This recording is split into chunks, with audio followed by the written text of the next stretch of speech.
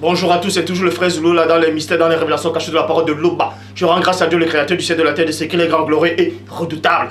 Je remercie ce Dieu parce qu'il est bon, parce qu'il est fidèle, parce qu'il est tout puissant et de ce qui vit inexplicablement hors de toute réalité. Donc aujourd'hui, par sa grâce, par sa toute divine puissance, on va parler de la personne du premier-né. Donc, vous savez que actuellement, comme je dis constamment dans mes vidéos, vous vivez un temps de confusion, un temps de doute, un temps de peur. Un temps où il y a toutes sortes et de formes de religions confondues et des fausses religions. Chacun se targue à avoir possédé la vérité. Bon, récemment j'ai eu des messages en fait, des frères et des sœurs qui ont écrit pour savoir si je fais plus de vidéos. Les gens, plein d'entre vous s'inquiétaient du pourquoi je fais plus de vidéos. Est-ce que j'ai plus d'inspiration? Est-ce que j'ai arrêté de faire des vidéos? Ainsi de suite. Ne vous inquiétez pas, je suis toujours là. Je n'abandonnerai jamais comme ont fait quelques personnes qui ont abandonné, qui sont retournées dans le monde parce que Satan les a mis dans sa poche. En fait, les gens qui retournent, qui rétrogradent, qui reviennent dans les vies d'avant n'ont jamais été pour Dieu. Ils sont venus pour un but, pour déstabiliser le peuple de Dieu ou l'homme de Dieu. Mais vous ne devez pas ignorer que celui qui m'a envoyé est au-delà du temps et de l'espace. C'est lui qui me donne l'inspiration, l'air et le mouvement. Donc ne vous inquiétez pas, je suis toujours là. Et personne, aucune force dans le monde spirituel ou dans le monde visible ne pourra empêcher cela. Cette marche-là, cette libération. Aujourd'hui, nous allons parler du premier-né. Parce que vous savez qu'il y a plein de gens qui disent, quand Christ avait 12 ans, on a fait allusion à lui. Quand il allait parler aux sages dans les temples. Et ensuite, on a pu parler de lui jusqu'à ses 30 ans. D'autres disaient que ce Christ-là, ce premier-né, est allé en Inde. D'autres disent qu'il est allé au Tibet. Et qu'il était enseigné par des sages. Il était enseigné par ceux qui ont la science de la cosmologie. Mais nous allons voir durant l'enseignement où était Christ réellement? Et plein de gens ont posé la question pour savoir quel est le nom qu'il portait sur la terre, comme j'ai démontré que Christ était noir. Et qui vient de l'Afrique ancestrale. D'autres en Afrique l'appellent Yeshua. Mais vous ne devez pas ignorer que au Cameroun, chez les Sawa, particulièrement chez les Bassa. Les Bassa nommaient déjà ce personnage du nom, non pas Yesu, mais du nom de John Bongo. John Bongo. Njor, vous voyez, et non John, mais Njor Bongo. 500 ans, selon l'histoire des Bassa, 500 ans avant ce faux Christ qu'on vous a présenté, ce Christ aux yeux bleus, ce Borgia. 500 ans avant l'histoire de ce Christ qui est arrivé soi-disant il y a 2000 ans, l'histoire qui a été trafiquée il y a 2000 ans. On connaissait déjà un personnage, en tout cas le Christ, chez les Bassa, du nom de John Bongo. John Bongo. Mais bref, comme je l'ai néanmoins démontré, le vrai nom du Christ, c'était un nom spirituel. C'était un nom divin. C'était la parole de Loba. Mais pour ça, nous allons voir que dit la Bible sur la vie du Christ entre l'âge de 12 à 30 ans. Pour ça, je vous exalte, parce qu'il est dit dans Proverbe 19:2 que le manque de science n'est bon pour personne. Et dans Proverbe 25:2, la gloire de Dieu est de cacher des choses et la gloire des rois est de sonder des choses. Mais néanmoins, il est dit dans Deutéronome 29:29 que les choses cachées sont au Père, les choses révélées sont à vous et les choses cachées sont à Dieu. Mais ce Dieu terrible et redoutable dit par c'est-à-dire par son Esprit Saint, le Mundima Loba Tete, que les apôtres authentiques ont reçu dans Jean 20:22, dans Jérémie 33:3, demande-moi et je te relèverai des choses cachées, des choses que tu ne sais pas. La plupart d'entre vous ne savent pas ceci. C'est qu'il est dit dans Luc chapitre 2 verset 11, traduction David Martin. C'est aujourd'hui dans la cité de David, vous est né le Sauveur qui est le Christ, le Seigneur. Point. Verset 16, traduction Abbé Crampon. Il, c'est-à-dire en faisant allusion au berger, il s'y rendit en toute hâte, virgule, et trouvait Marie, Youssef et le nouveau-né couché dans la crèche. Verset 21. 8 jours plus tard, ce fut le moment de circoncire l'enfant. On lui donna le nom de Christ. Verset 22, Bible des peuples.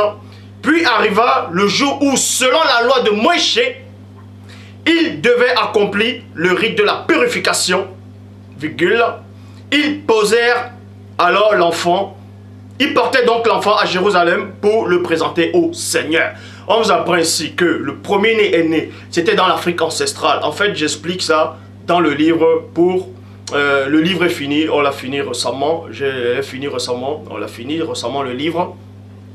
C'est la raison pour laquelle vous ne m'avez pas vu sur la toile depuis. Et j'étais en pleine méditation avec le Père. Parce que des choses grandes et spectaculaires vont commencer bientôt.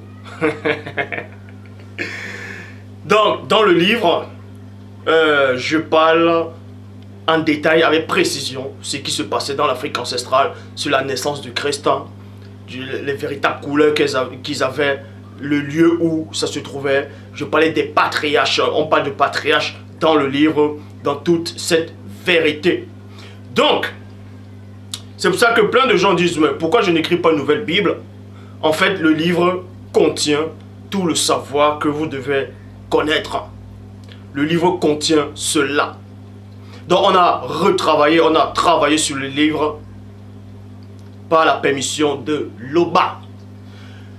Le livre est donc fini, mais n'est pas encore en publication. Bientôt il va être publié. Ne vous inquiétez pas, par la grâce de Dieu, si Dieu le veut, bien entendu. D'autres pensent que le livre ne sortira pas. C'est parce qu'ils ont été inspirés par le démon, par Satan. Ceux qui ont perdu la foi, ceux qui sont rentrés dans les œuvres, ce sont des chiens qui sont retournés dans les vomis, selon les Écritures. Le chien qui retourne à son vomi.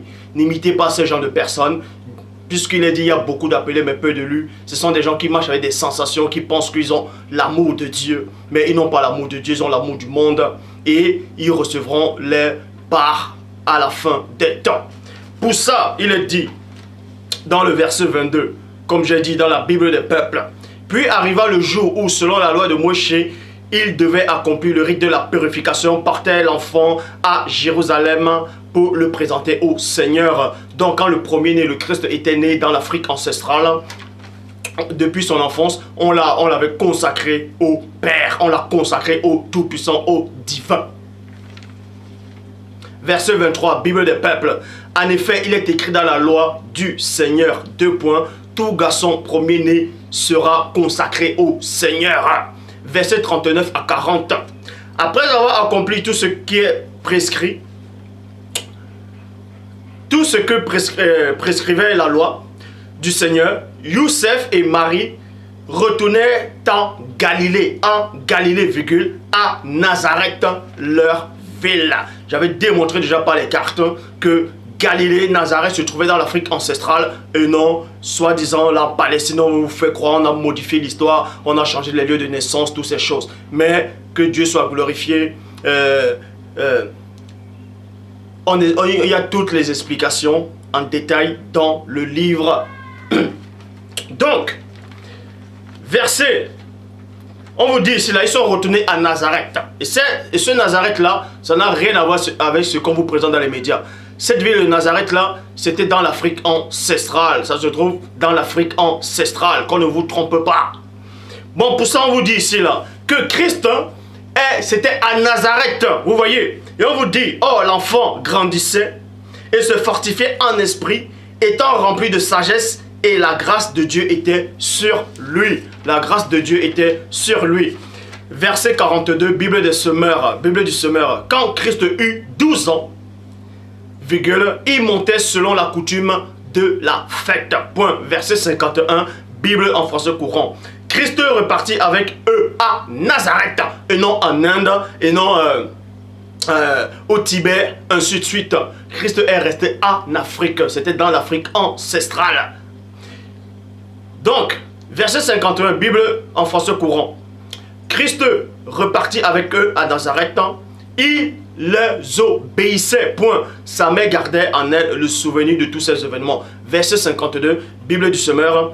Christ grandissait et progressait en sagesse et il se rendait toujours plus agréable à Dieu et aux hommes.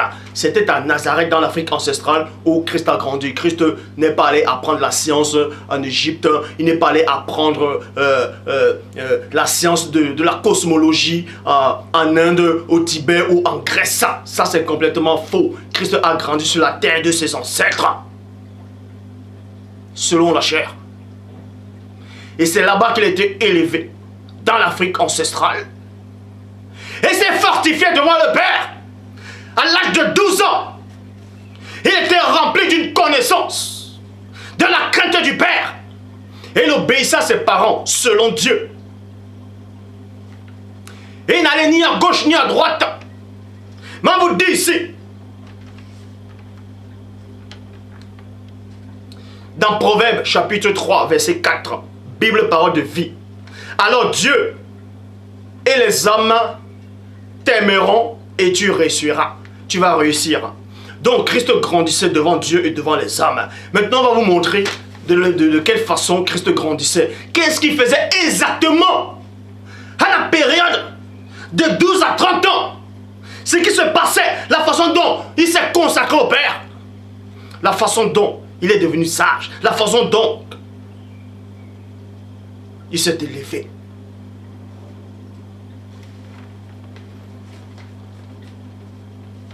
Bible du Semeur. Et tu obtiendras la faveur de Dieu et des hommes. Tu auras la réputation d'être un homme de bon sens. C'est pour ça qu'il est dit dans Ésaïe chapitre 11 au verset 2. Ésaïe 11, 2. Traduction King James française. Et l'esprit du Seigneur reposera sur lui. L'esprit de sagesse et d'intelligence, l'esprit de conseil et de puissance. L'esprit de connaissance et de crainte du Seigneur. Verset 3. Il prendra plaisir à respecter le Seigneur. Point. On vous dit ici que cet enfant-là, avant d'être cet homme-là, a pris le plaisir de respecter Dieu. On doit respecter Dieu. Esprit, âme et corps. Parce que vous voyez qu'il y a plein de gens qui ont été égarés, qui ont reçu un esprit de confusion, qui pensent que Dieu ne regarde pas l'apparence, que Dieu regarde que le cœur. Et pourtant, ces gens qui ont reçu cet esprit d'égarement, de confusion, d'irrésistible, ignorent qu'il est dit dans 1 Thessaloniciens 5, 23, que le Dieu de paix vous sanctifie tout entier, et que tout votre être, l'esprit, l'âme et le corps, soient conservés irrépréhensibles. Ça veut dire que Dieu regarde le corps, Dieu regarde l'âme et Dieu regarde votre esprit. Donc n'écoutez pas ces gens qui sont en train de divaguer, qui apportent des barivennes en vous disant que Dieu ne regarde pas votre apparence. Que vous pouvez toujours mettre des tissages, des perruques. Vous pouvez toujours mettre des chartes où on voit tous vos cuisses dehors. Que Dieu ne regarde pas ça. Mensonge. Ces gens étaient possédés par les esprits de sirène des eaux. Car l'apparence, le corps est important. Et les apôtres ont compris ça. Les patriarches ont compris ça. Les messagers de Dieu ont compris cela. Ne vous laissez pas distraire par des gens que Dieu a vomi. Que la parole du Père s'est retirée d'eux. Donc je m'adresse à tous ces filles, à tous ces hommes qui veulent connaître le Dieu véritable. Enlevez de votre esprit toutes sortes de choses qui ne plairent pas à Dieu par rapport à votre apparence physique premièrement. Les tatouages, les perruques, les tissages, toutes ces choses-là, c'est une abomination devant Dieu. Je le dis et je le répète. Car le corps aussi doit être sanctifié. Votre âme doit être sanctifiée. Sans la sanctification de l'esprit, du corps et l'âme, personne ne verra le Seigneur. Donc pour ça, Christ ici, il grandissait dans la crainte de Dieu. Parce qu'il avait l'âge de l'innocence. Il était innocent. Et il obéissait à Dieu. Dans l'Afrique ancestrale, verset 3, il prendra plaisir à respecter le Seigneur. Il ne jugera pas selon ce qu'il voit. Il ne décidera pas d'après ce qu'il entend dire. dont il y a des oui-dire. On vous dit ceci, cela, vous écoutez, sans vérifier. Mais Christ ne faisait pas cela. C'est pour ça qu'il est dit dans Matthieu, chapitre 13, au verset 55, Bible en français courant. N'est-ce pas lui, le fils du charpentier, virgule, point d'interrogation. Marie, n'est-elle pas sa mère, point d'interrogation. Jacques, Youssef, Simon et Jude, ne sont-ils pas ses frères? Donc plus tard, quand Christ a grandi, il a démontré qu'il était réellement du Père, qu'il était le pain qui est descendu du ciel. Et les gens, ces gens-là dans l'Afrique ancestrale, ont vu cet homme-là, ont vu ce fils-là du Père, qui avait un grand pouvoir. Il disposait des énergies illimitées. Et ils ont dit, mais n'est-ce pas Youssef son père? N'est-ce pas Marie sa mère? Voilà ses frères, voilà ses sœurs. Ils ont grandi devant nous. Donc ces gens-là vous disent, le témoignage vous dit ici, que ces gens bel et bien vu Christ grandir au milieu d'eux, dans l'Afrique ancestrale, à Nazareth, et non en Inde, et non dans d'autres pays, en Europe, mensonge. Et non soi-disant dans la Palestine, qu'on veut vous faire croire, qui a été inventé après la Deuxième Guerre mondiale, selon votre époque. Verset 56, Bible parole de vie. Ses sœurs viennent toutes chez nous. Ses sœurs viennent toutes chez nous. Alors, qui lui a donné cette sagesse et ce pouvoir? On vous dit que Christ a grandi au milieu de ses frères, de ses sœurs. Christ a grandi au milieu des gens qui respectaient Dieu, qui craignaient Dieu. Il a grandi au milieu de tous ces gens qui étaient dans l'Afrique ancestrale. Mais ils se sont étonnés de savoir que cet enfant disposait d'une sagesse, une connaissance, un pouvoir.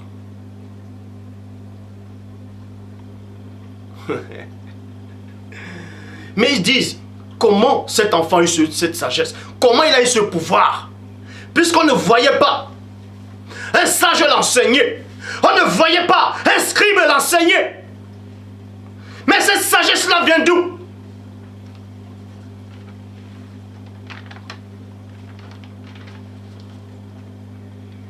Pour ça, il est dit dans Jean chapitre 7, au verset 27, Bible, parole de vie.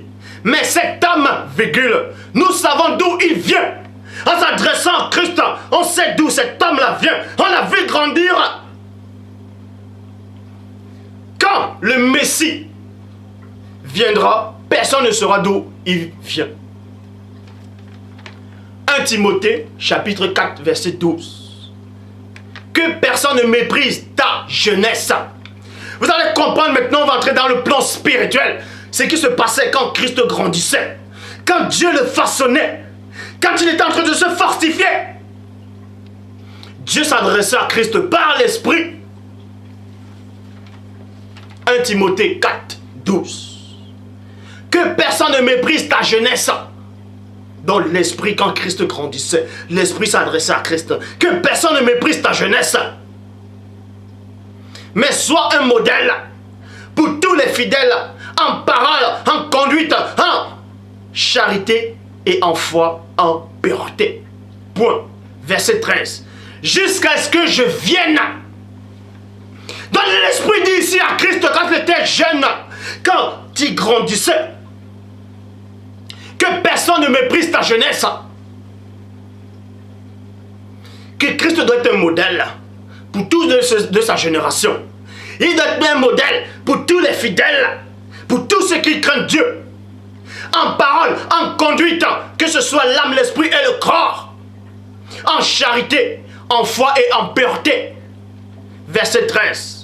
Jusqu'à ce que je revienne, l'Esprit dit, jusqu'à ce que je vienne, et non je revienne, mais jusqu'à ce que je vienne. Venez comment? Donc, l'Esprit l'a révélé que cet enfant-là doit rester dans la crainte du Père. Cet enfant-là doit rester dans l'obéissance absolue. Cet enfant-là doit rester pur de corps, d'âme et d'esprit.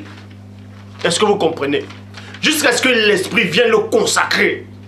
Quand tu vas recevoir la puissance, quand tu vas recevoir cette consacration directe. Le baptême du feu, du Saint-Esprit, de Ndima Tété, dont l'Esprit le préparait déjà pour recevoir ce baptême de la puissance céleste.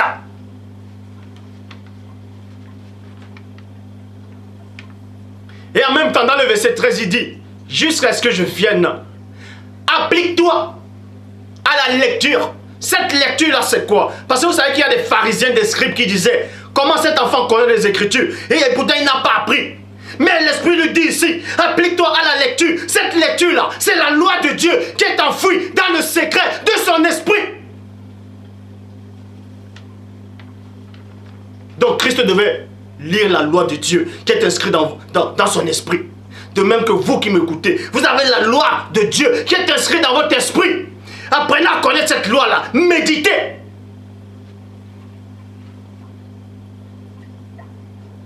Jusqu'à ce que je vienne, virgule, applique-toi à la lecture, à l'exaltation, à l'enseignement.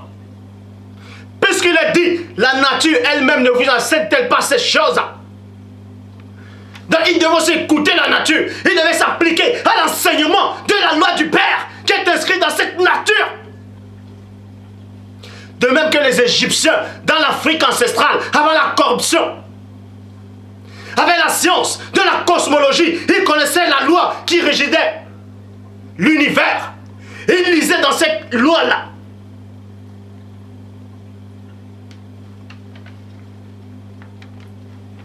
Psaume 34, verset 8, Bible parole de vie. L'ange du Seigneur monte la garde autour de ceux qui respectent Dieu, virgule, et il les délivre. Donc quand Christ grandissait, devant Dieu, devant les âmes, il avait son ange qui le gardait. Il avait cet ange-là qui lui montrait des choses. Cet ange-là était là pour le préserver. De même que vous aussi, quand vous craignez Dieu, vous avez un ange qui vous préserve. Job 33, verset 23.